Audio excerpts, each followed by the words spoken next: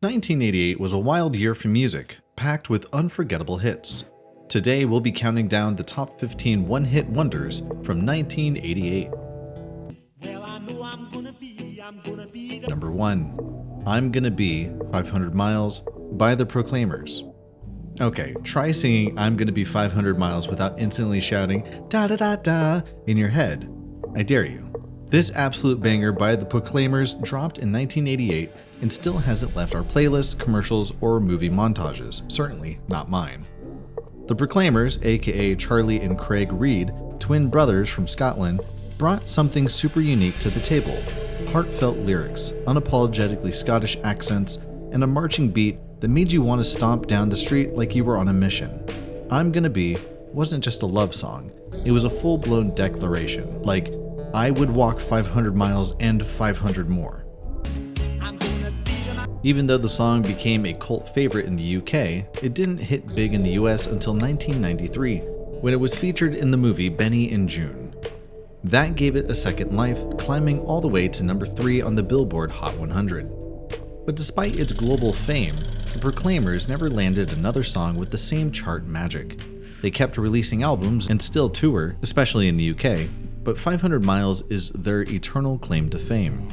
The duo once performed the song in Family Guy, and it's been covered by everyone from Sleeping at Last to Hercules the Horse and internet memes. One song, one hit, and roughly 1,000 miles of commitment. Number 2. Hot Hot Hot by Buster Poindexter. If this song doesn't immediately make you picture a summer party, a barbecue, or some wild 80s movie scene, I don't know what will. Released in 1987 and heating up the charts through 1988, Hot Hot Hot became the party anthem of the late 80s. Buster Poindexter, who was actually David Johansen, from the legendary punk band New York Dolls, totally reinvented himself for this project. Instead of punk rock chaos, he went full-on lounge singer, slicked back hair, flashy suits, martini in hand, and it somehow worked. It was more of a novelty hit. It was super fun, super catchy, but it wasn't the kind of song that made you rush out to buy the whole album.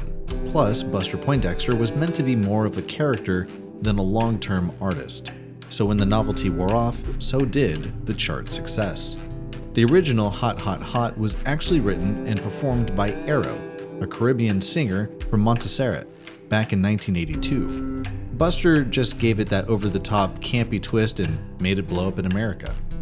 David Johansen eventually ditched the Buster Poindexter persona and went back to his rock roots, even doing some acting. You might have spotted him in Scrooged with Bill Murray. And if this trip back to 1988 is hitting all the right notes, go ahead and smash that like button and subscribe for more throwback tracks and hidden gems such as these.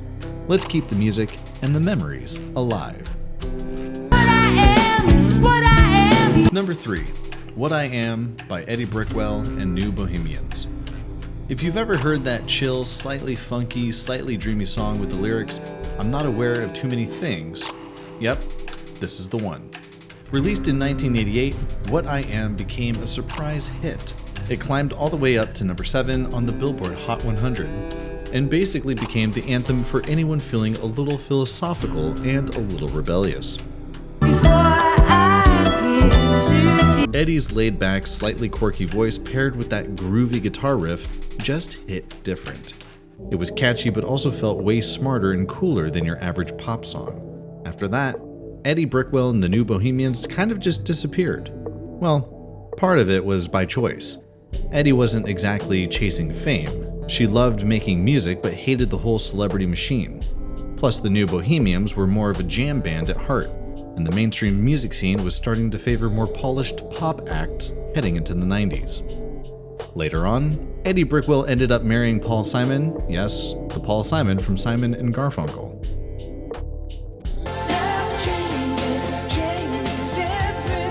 Number 4. Love Changes Everything by Clemmy Fisher.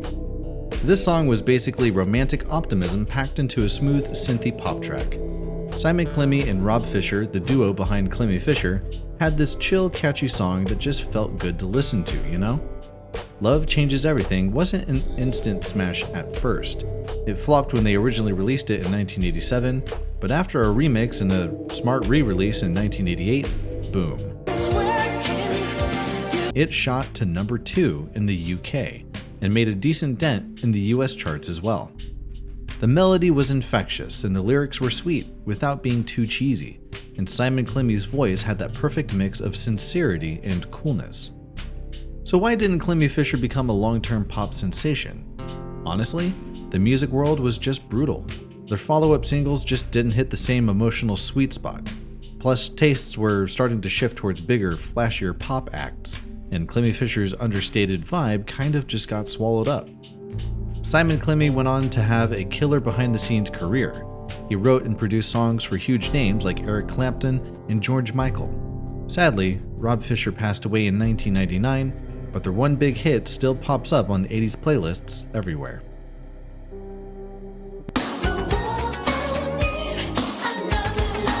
Number 5. Another Love by Giant Steps. Now, if you're sitting there thinking, wait, who? You're not alone.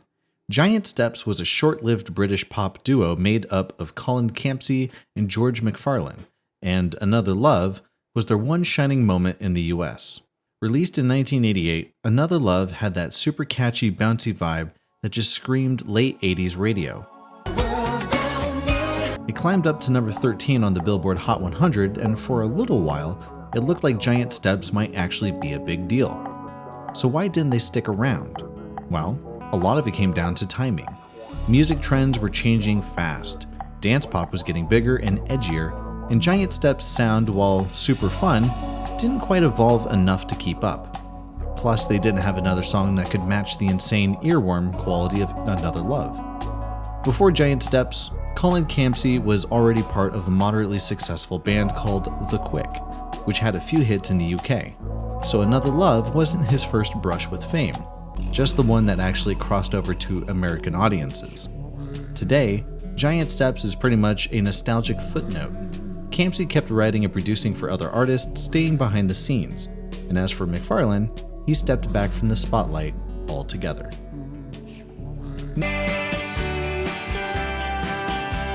Number 6. There She Goes by The Laws. The song that sounds like a carefree breeze on a sunny day, even though no one's ever 100% sure what it's actually about. Released in 1988 by the British band The Laws, this jangly melodic gem became an underground indie classic before slowly working its way into mainstream ears. But what made it pop? Well, that irresistible guitar riff, the dreamy vocals, and the fact that the song feels both upbeat and melancholic at the same time. It's truly a magical mix. The track didn't blow up immediately either, but it gained the momentum over time thanks in part to radio play and later on, a 1990 re-release that reached number 13 on the UK charts. In the US, it got even more love during the mid-90s, when Sixpence None the Richer covered it, and when it was featured in a million rom-coms. But The Laws basically vanished. The frontman, Lee Mavers, was a musical perfectionist, famously obsessive. The band released just one studio album and Lee reportedly hated it. He thought it didn't capture the true sound he heard in his head. So instead of riding the wave, the band dissolved into legend. Rumors swirled for years that the song was about heroin. Mavers denied it, saying it was just about a girl, but hey, mystery only adds to the charm. Number 7. Baby I Love Your Way, Freebird Medley by Will to Power. Yep, a mashup of a sweet Peter Frampton love song and a Lynyrd Skynyrd rock anthem. On paper, that sounds like a musical disaster, but somehow, it actually totally worked. Will to Power was a Miami-based dance pop group led by Bob Rosenberg, a former DJ who had a talent for blending genres. With the help of vocalist Susie Carr, they transformed these two classic rock ballads into a smooth, synthy late 80s slow jam that was pure nostalgia with a beat. The medley hit number 1 on the Billboard Hot 100. People absolutely loved it. It was romantic, familiar, and surprisingly fresh. It didn't hurt that it dropped right when medleys were having a moment. But after that high, Will to Power never really soared again. They had a minor hit, with Fading Away, but the group never returned to that chart-topping magic. Part of it was timing. The music scene was shifting and their sound didn't quite evolve with it. Bob Rosenberg named the group after a Nietzsche philosophy book. Yep, dance music with a dose of existentialism. Number 8, I Don't Want Your Love by Duran Duran. This track was like the rebellious cousin of their earlier polished pop anthems. By this point, Duran Duran had already ruled the early 80s with smashes like Hungry Like the Wolf and Rio, but the band went through a bit of a shakeup mid-decade. Two of the original members, Andy Taylor and Roger Taylor, had left. The band's popularity in the US had started to dim. Then came I Don't Want Your Love. Funky, aggressive, and way more rhythm-driven than their usual dreamy vibe. Surprisingly, it worked. The song hit number 4 on the Billboard Hot 100 and topped the US Dance Club Songs chart. The sharp electronic beats and Simon Le Bon's dramatic vocals gave it an edgy appeal. The remix version, especially, had clubs spinning all night. But why is it considered a one-hit wonder of 1988? Well, because after this, Duran Duran didn't have another top 10 US hit for over a decade. Their 80s glow dimmed in the face of grunge and hip-hop, and the band's output during the early 90s flew under the radar. Despite being overlooked today, I Don't Want Your Love was massive in Italy, hitting number 1, which makes sense, because this song was drama, flair, and high fashion rolled into one track. Number 9, Mercedes Boy by Pebbles. Now let's talk about the ultimate ride or die anthem of 1988, Mercedes Boy by Pebbles. If you've never grooved to this one, you're missing a pure slice of R&B pop sass. It was sleek, flirty, and confident, just like a shiny new Benz. Pebbles, whose real name is Perry Reed, dropped Mercedes Boy as a lead single from her debut album, and boom, instant heat. The song raced to the Billboard Hot 100, landing at number 2 and became number 1 on the Hot R&B and Hip Hop Songs chart. Pebbles' smooth vocals over that funky synth-heavy beat was straight-up car stereo gold. But despite the success of Mercedes Boy, Pebbles never had another hit that reached those heights again. She released a few more tracks like Girlfriend and Giving You the Benefit that admittedly did decently, but nothing ever quite matched the original magic. So what happened? Well, Pebbles pivoted and pivoted hard. She became a music executive, and not just any exec. She founded TLC. Yes, the TLC, and managed them during their early days. Unfortunately, that did end in some major drama. Still, she played a big role in shaping 90s R&B. Pebbles was once married to L.A. Reid, the mega producer behind Usher and Mariah Carey. Don't worry, be happy. Number 10, Don't Worry, Be Happy by Bobby McFerrin. This song became a full-blown cultural phenomenon. No instruments were used. Every sound you hear, it's all Bobby. He layered his own voice to create every beat, bass line, and harmony, and it worked. Don't worry. The song soared to number 1 on the Billboard Hot 100, won 3 Grammy Awards, Song of the Year, Record of the Year, and Best Male Pop Vocal Performance, and basically became the go-to anthem for just chilling out. But despite its massive success, Bobby McFerrin never had another hit on that scale. Why? Well, he just wasn't really chasing pop stardom in the first place. McFerrin is actually a world-class jazz and classical vocalist. He's worked with orchestras, conducted symphonies, and spent most of his career doing experimental music that's honestly way too advanced for top 40 radio. So yeah, Don't Worry Be Happy was more of a happy accident, something playful that the world just happened to latch onto. And while the song became a staple in commercials, movies, and vacation ads, Bobby never really tried to replicate its success in the mainstream. Bobby actually got a little tired of the song after it blew up. He even stopped performing it for a while because people thought he was just that guy, when in reality he was just busy reinventing vocal jazz. Number 11, Beds Are Burning by Midnight Oil. This Australian rock band wasn't messing around. They used their music to make serious political statements, and Beds Are Burning was all about giving land rights back to Indigenous Australians. A heavy topic, no doubt about that, but they wrapped it in such a catchy, energetic sound that it became an international hit. The song stood out because it wasn't just another love ballad, it had a message. Plus, lead singer Peter Garrett's towering presence and intense delivery made it impossible to ignore. Beds Are Burning climbed charts all over the world, and even today, it's considered to be one of the greatest protest songs ever. So why didn't Midnight Oil have a bunch of other massive hits outside of Australia? Well, their music stayed pretty political in Australia specific, which sometimes doesn't translate perfectly to global audiences. Plus, they never really chased pop fame to begin with. They cared more about activism than topping the charts. Peter Garrett later entered politics for real. He became a member of the Australian Parliament and even served as the Minister for the Environment. Today, Midnight Oil still performs occasionally, especially for causes they believe in. They're legends back home and respected worldwide for staying true to their message. Number 12. Kiss Me Deadly by Lita Ford. This track was the ultimate bad girl anthem. Lita, who had just already made a name for herself as the lead guitarist in the all-female rock band The Runaways, went solo and hit it big with this song.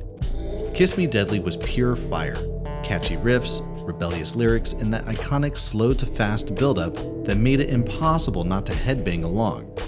It became Lita's signature hit because it was bold, fun, and totally captured the wild spirit of late 80s rock. So why didn't the rest of her songs pop off the same way?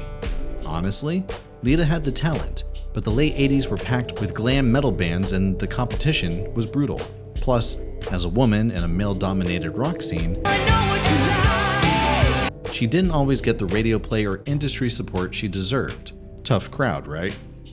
Lita actually turned down a chance to work with Robert Plant, yes, that Robert Plant from Led Zeppelin, because she wanted to focus on her solo career.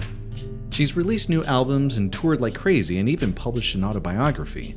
She's considered a trailblazer for women in rock, and honestly, she's living proof that real rockers really never fade away. Wild Thing, I think you moved me. Number 13, Wild Thing by Sam Kinison.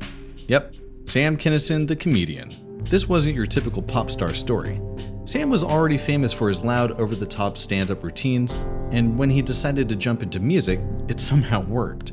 Wild Thing, originally a 60s rock classic by the Troggs, got a full Sam Kinison makeover. It was loud, chaotic, packed with electric guitar solos, and honestly a whole lot of fun. Plus, the music video was loaded with 80s rock royalty cameos like Billy Idol and Slash, which made it an instant MTV hit. And went through our lives and made it hell. But why didn't Sam stick around in music? Well, it was pretty clear that Wild Thing was more of a novelty than a serious music career, and people loved Sam's insane energy and the sheer ridiculous of it all, but they weren't exactly lining up for a full Sam Kinison album tour either. Sam actually was a former Pentecostal preacher before he became a comedian. He went from fiery sermons to fiery stand-up gigs. Imagine that. Sadly, Sam's wild ride ended way too soon. He passed away in a car crash in 1992 at just 38 years old. But his insane version of Wild Thing still pops up on retro playlists, reminding everyone that sometimes even a little chaos can leave behind a catchy anthem. Number 14, She's Like the Wind by Patrick Swayze. You heard that right, the Patrick Swayze, the Hollywood heartthrob from Dirty Dancing. In 1988, this song melted hearts everywhere, and honestly, it still gives major romantic vibes even to this day. Patrick co-wrote the song with Stacey Weidelitz originally for another movie, but when he was filming Dirty Dancing, he realized it would fit perfectly with this love story instead. Smart move, because She's Like the Wind hit number 3 on the Billboard Hot 100 and basically became the unofficial soundtrack of every 80s crush. So why didn't Patrick Swayze continue making music after that? Well, first off, he was already killing it as an actor.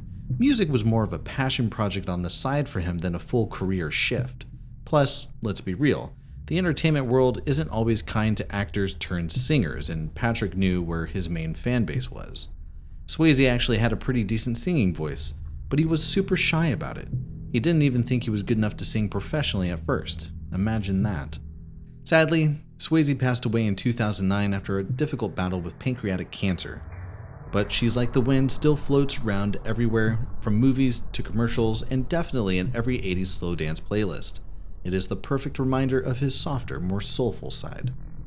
Under the Milky Way tonight. Number 15. Under the Milky Way by Australian band The Church. Released in 1988, this song felt like pure magic. Hazy guitars, a haunting melody, and those chill, spacey vibes that made you want to just stare at the stars all night. It wasn't like anything else blasting on the radio back then, which is exactly why it stood out. Under the Milky Way became The Church's biggest international hit, even cracking the Billboard Top 40 in the US. It was moody, mysterious, and honestly kind of hypnotic. But why didn't The Church become a household name after that? But globally, their other songs just didn't catch the same lightning in a bottle feeling. Their music was a little too introspective and mellow compared to the flashy pop and rock taking over the charts at that time. Plus, they never really chased mainstream fame. They were more about making art than hits. One underrated fact, the lead singer, Steve Kilbey, and his bandmates actually weren't super happy about how the final version of Under the Milky Way turned out. They thought it sounded too polished. Meanwhile, the world couldn't get enough. But what do you think? Which 1988 one-hit wonder still gets stuck in your head? For me, I'm still walking 500 miles. Let us know in the comments below. And if you like this one, you won't want to miss our 1980 one-hit wonders. Thank you for watching.